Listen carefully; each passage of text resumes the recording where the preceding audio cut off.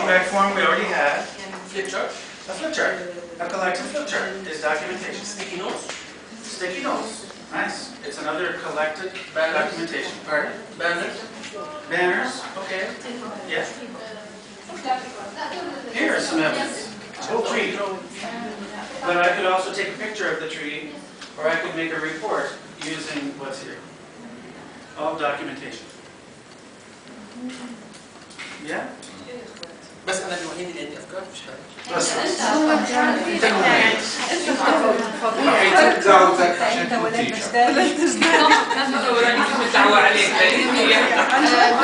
If we give them transcript, right? Yes? We correct that papers. Is that it? Documentation. Yes, absolutely. Very nice. هذا ثاني غير ريد. حدا غير هيك طالع لا بعده غير If you give them a task to write something, to collect that papers. Okay, you're doing great. I think you got it. Okay. Let me go to analysis. Flip the page. It'll be page 85, task 12D.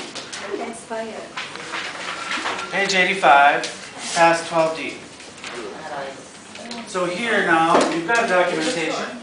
Now, how do we make sense of the documentation? So there are so many different ways to analyze documentation, and these are just a few.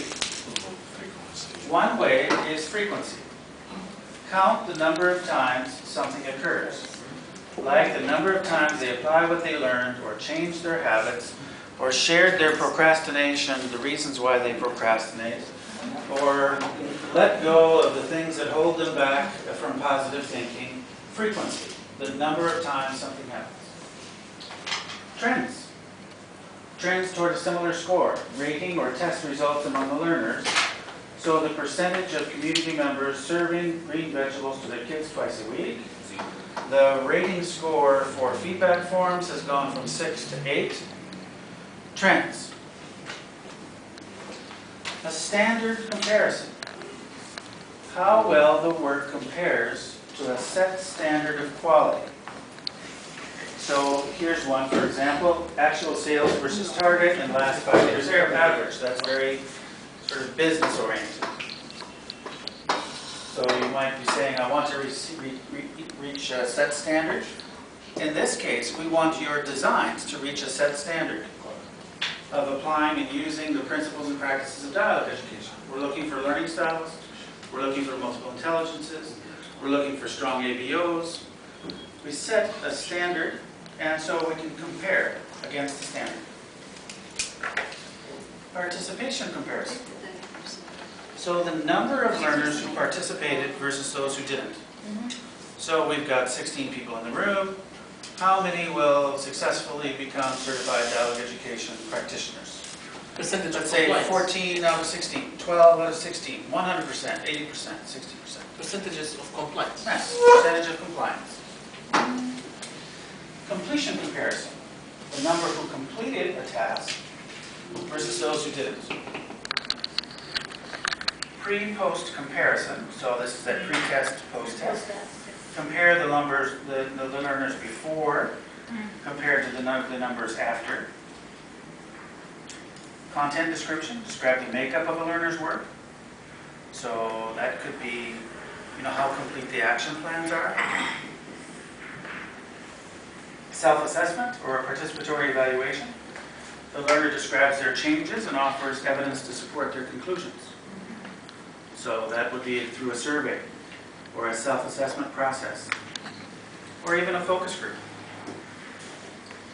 And an observer's assessment. Here we're talking about that external point of view that you raised already yesterday morning, Sandra. Could be an external point of view, someone who comes in from the outside and provides an assessment. Third-party review of the data or of the evidence. And sometimes it's not a third party. Sometimes they're involved at the beginning, and then they will let you implement or apply whatever you have, and then they will come back and evaluate it again. Right. So this is something better to see because they are aware of what you're doing. Sure. Yeah, great. I agree. So I went through that relatively quickly, and the English is not easy to understand. But the idea is you have the documentation, so how will you analyze it for quality, or frequency, or completeness, all different ways you can analyze the documentation. Fadi, I wonder if there's anything you'd like to add? Yes, basically just to make sure that we are using numbers as well as percentages, just to have the quantitative way of looking at things. It will make it easier just to start thinking about it. And my observation was basically that we sometimes need to go back to the ADO to make sure that it's clear in our minds, so that we can build the whole thing. And the ADO really depends on the who. So just for you, I mean, it was very interesting just to go around and see it's a puzzle. It's a puzzle. That's why it makes sense that the designer would do the evaluation as well.